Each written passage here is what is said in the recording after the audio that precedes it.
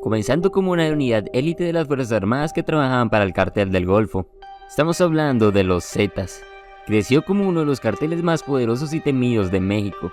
Las luchas internas y la pérdida de líderes causaron la desaparición de la organización. En la década de los años 2000, los Zetas se separaron del Cartel del Golfo para formar su propia organización. Y así fue como lanzaron una ofensiva que los vio expandirse por todo México y Guatemala. El grupo usó un nuevo método de crimen organizado basado en apoderarse violentamente y mantener el territorio. Todo esto con el miedo como primer recurso, en lugar de corrupción. Sin embargo, después de llegar al nivel de competir con el poderoso cartel de Sinaloa, los Zetas se fueron convirtiendo en una fuerza fragmentada que se mantenía unida por poco más de un hombre, y que empezó a depender cada vez más de los ingresos criminales locales, en lugar del flujo transnacional de drogas para obtener ingresos. Antes de sumergirnos con uno de los canales más violentos y despiadados de México, quiero recordarte rápidamente de que te suscribas y le des like a este video para que sea recomendado con mucha más gente. Comienzos. A finales de la década de 1990, cuando el líder del Cártel del Golfo, Osiel Cárdenas Guillén, ganó poder regional y reconocimiento en el estado de Tamaulipas, en México, temería por su vida ya que varios rivales querían asesinarlo en aquel momento. Sabía que su futuro estaría lleno de violencia y derramamiento de sangre. Por aquel entonces estaban detrás de Guzmán. Guzmán convenció al menos a 31 hombres de dejar el servicio militar, a los cuales pondría bajo su mando para protegerlo del Cartel del Golfo. Algunos de estos hombres habían servido bajo el nombre de grupos aeromóviles de fuerzas especiales.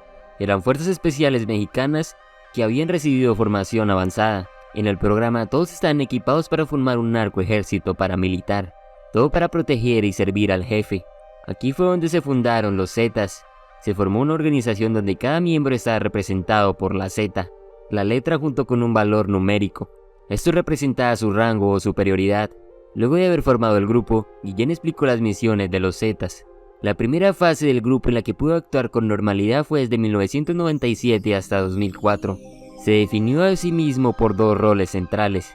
Proteger al inicio era la prioridad y cazar a sus enemigos. Los tres miembros más confiables del Cartel del Golfo fueron Arturo Guzmán de Sena, Z1, Rogelio González Pizaña, Z4, Heriberto Lascano, Z3.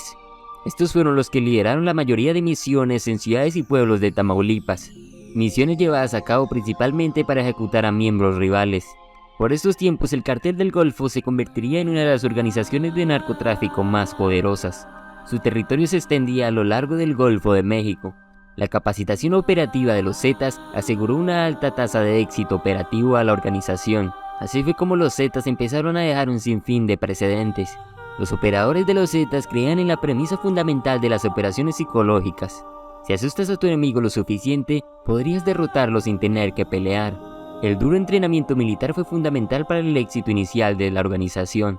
Su presencia en el sistema criminal mexicano elevó el listón de la violencia y la brutalidad de los Zetas. Por aquel entonces, los grupos rivales, para poder igualar la brutalidad y violencia de los Zetas, necesitaban mejorar su reclutamiento. Los Zetas fueron creciendo y evolucionaron hasta tomar el control de la costa del Golfo de México. Desde principios de 2002 hasta finales de 2004, los Zetas pasaron por una fase evolutiva importante. Esta alteró la estructura fundamental de la organización.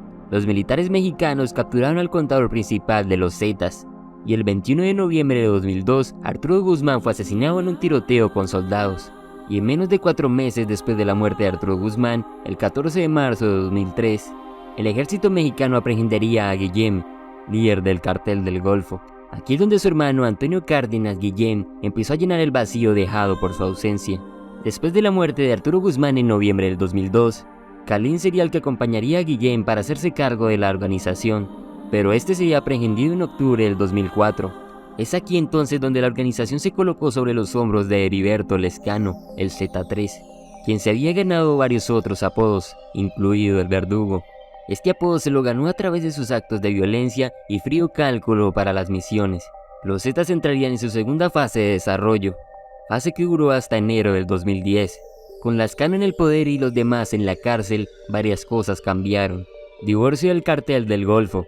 Los Zetas comenzaron una nueva misión en octubre del 2004, la cual era obtener la independencia del Cartel del Golfo. Heriberto Lascano supervisó el reclutamiento de unidades de élite de las Fuerzas Especiales Guatemaltecas, fuerzas conocidas como los Caibilis. Esto lo hicieron con el fin de tener más nivel en el reclutamiento y ayudar con el entrenamiento. Empezaron a contactar con militares, todo esto para establecer canales de reclutamiento encubiertos. Asimismo, empezaría a aumentar el número de campos de entrenamiento en Tamaulipas. Aquí sería donde los nuevos reclutas aprenderían los fundamentos de las tácticas de unidades especiales, entre las que estaban uso de armas y comunicaciones especiales, como la supervisión y desarrollo de una red de radio encubierta. Con su nuevo comandante, los Zetas ampliaron la generación de ingresos a partir del crimen organizado. Finalmente, ganaron el control de las plazas a lo largo de las rutas del narcotráfico, donde las organizaciones más débiles tendrían que pagar a cambio de un salvoconducto. Heriberto Lascano también fortaleció un sistema de contabilidad. Este serviría como una columna vertebral de las operaciones de los Zetas. Todas sus operaciones se centraban en México y eventualmente en América Central. Fueron visionario o no, Lascano entendió que la fortaleza de la organización bajo su mandato sería en fortalecer y generar más ingresos a la organización. Todo se basaba en la capacidad para generar dinero. Estas y otras decisiones tuvieron el efecto neto de establecer a los Zetas como una organización criminal independiente, y al mismo tiempo esto hacía que se separara del Cartel del Golfo. Como era de esperarse, las dos organizaciones terminaron separándose. Cada uno de los líderes del Cartel del Golfo tomaron gradualmente el mando, y a principios de 2010 ordenaron el secuestro de un operador de los Zetas. Esta persona sería Miguel Ángel Treviño. Esta era la segunda persona que estaría al mando en la organización. Los Zetas exigirían su liberación, pero el Cartel del Golfo se negó y estalló una guerra. Esta guerra que se desató en el norte definió la tercera etapa del desarrollo de los Zetas, que llevaría próximamente a la desaparición del Cartel del Golfo. La guerra en el norte y su expansión. A principios del 2010, cuando los Zetas defendieron a la organización contra una alianza rival, alianza que estaba compuesta por otras 3 organizaciones narcotraficantes, unidas por el Cartel del Golfo, ingresaron al inframundo criminal con bases bien establecidas en la evolución, Fresno, Veracruz y Guatemala. En 2010 la organización estaba otra vez lista para retomar sus operaciones de extorsión fiscal, y por supuesto también las de narcotráfico. Y fue en este punto donde las verdaderas historias de terror comenzaron a surgir. Un incidente reportado por el ejército mexicano: encontraron una fosa común que contenía los cuerpos de 72 inmigrantes indocumentados. Presuntamente, los Zetas interceptaron y mataron a los inmigrantes. Supuestamente lo hicieron porque temían de que fueran reclutados por el Cartel del Golfo. En 2011, un nuevo lote de fosas comunes fue descubierto en San Fernando. Esta vez el número de personas muertas ascendió a 193, personas que habían sido torturadas y mutiladas. Las mujeres habrían sido violadas, y según informes, los hombres fueron obligados a pelear entre ellos hasta la muerte con martillos y machetes. Los sobrevivientes fueron obligados a trabajar como sicarios de los Zetas. En 2014, 2 hombres del pueblo de Allende eran sospechosos de robar dinero de los Zetas. Como resultado, unidades armadas llegaron allí, destruyeron 80 viviendas con maquinaria pesada y asesinaron entre 300 y 500 personas. Al considerar las atrocidades de esta magnitud, hay que tener en cuenta que son el resultado de la guerra contra las drogas. Esta guerra se la toman los narcotraficantes como una carrera hacia la cima, y la única forma que tiene este mercado ilegal para triunfar es la violencia. Y esto inevitablemente aumentará con cada grupo intentando superar al anterior. Esto ha pasado de generación en generación hasta que surge un cartel mucho más brutal que el anterior. La escala de atención hacia los Zetas iba aumentando progresivamente. Lo que es más intrigante sobre los Zetas es que crearon un modelo comercial completamente nuevo. Todo desde los términos del narcotráfico. Los carteles tradicionales se centraron en las rutas comerciales de narcóticos hacia los Estados Unidos. Se convirtieron en algo más que contrabandistas de drogas. Se diversificaron tomando el control de industrias enteras del mercado negro. Todo esto con extrema violencia y cosechando enormes ganancias. También tomaron el control del narcotráfico local. Esto lo hicieron con el fin de que no solo fuera una batalla por el tráfico de drogas hacia los Estados Unidos. Para ellos era una batalla por el control de absolutamente cualquier mercado y en todos los territorios. Una vez los miembros de un casino ubicado en Monterrey se negaron a pagar dinero de protección, un ejército de los Zetas irrumpieron en el edificio a plena luz del día. Rociaron las entradas con gasolina y le prendieron fuego, matando así a 52 personas. Este grupo desafió abiertamente al gobierno y al ejército mexicano, afirmando de alguna manera que ellos eran el verdadero poder en los territorios mexicanos. Los Zetas finalmente se volvieron lo suficientemente poderosos como para lanzar un asalto audaz, todo sostenido y extremadamente rentable. Este era en contra de la Compañía Petrolera Nacional de México, PEMEX. Entonces, ¿qué sucedió exactamente? ¿Cómo perdieron el poder casi tan rápido como lo ganaron? Parte de la respuesta se encuentra en el patrón clásico de aquellos que luchan en la guerra contra las drogas. tratando de resolver un problema mientras crean otros. La Armada Mexicana se armó y mató al comandante de los Zetas, Heriberto Lascano. Esto sucedió en octubre del 2012. Los Zetas fueron tomados por Miguel Ángel Treviño. Este fue el primer comandante de los Zetas que no tenía experiencia militar.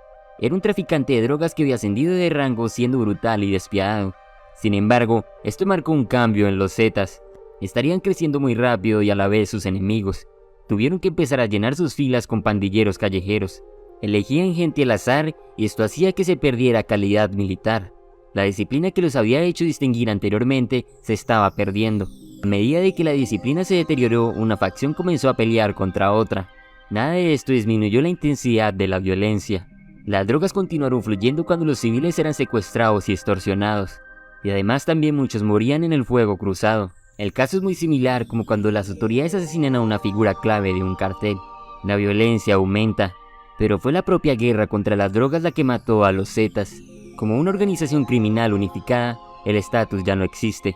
Un informe de la DEA en 2017 identificaría a Juan Gerardo Treviño, sobrino del Z40, conocido por el alias del Huevo.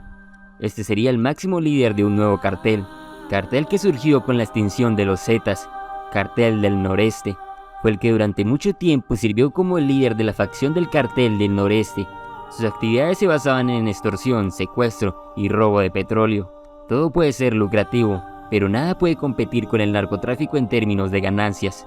Y los grupos del crimen organizados establecidos como el Cartel de Sinaloa simplemente tenían redes de tráfico de drogas más grandes y conexiones más amplias.